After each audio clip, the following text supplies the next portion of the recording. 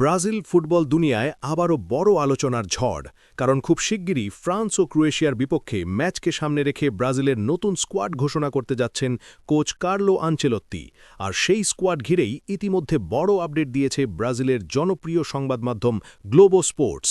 তাদের তথ্য অনুযায়ী গোলকিপার পজিশনে প্রথম পছন্দ হিসাবে থাকছেন অ্যালিসন বেকার, আর তার সঙ্গে থাকতে পারেন বেন্টো ও পেনাল্টি স্পেশালিস্ট হুগো সুজা। ডিফেন্সে নিশ্চিত ধরা হচ্ছে মার্কুইনহোস এবং গ্যাব্রিয়েল মাগালহায়েসকে। তবে ইনজুরির কারণে এবার দলে নেই এডার মিলিতাও। মিডফিল্ডে বড় ধাক্কা এসেছে ব্রুনো গুইমারেসের ইনজুরিতে, তাই তার জায়গায় সুযোগ পেতে পারেন আন্দ্রে সান্তোস। আর আক্রমণ ভাগে তো থাকছেই ব্রাজিলের সবচেয়ে বড় তারকা ভিনিসিয়াস জুনিয়র। তার সঙ্গে দেখা যেতে পারে মার্তিনেল্লি, রাফিনহা কিংবা দুর্দান্ত ফর্মে থাকা জোয়ামো পেদ্রোকে।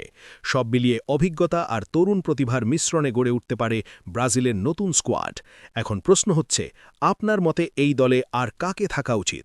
আপনার মতামত অবশ্যই কমেন্টে জানাতে পারেন।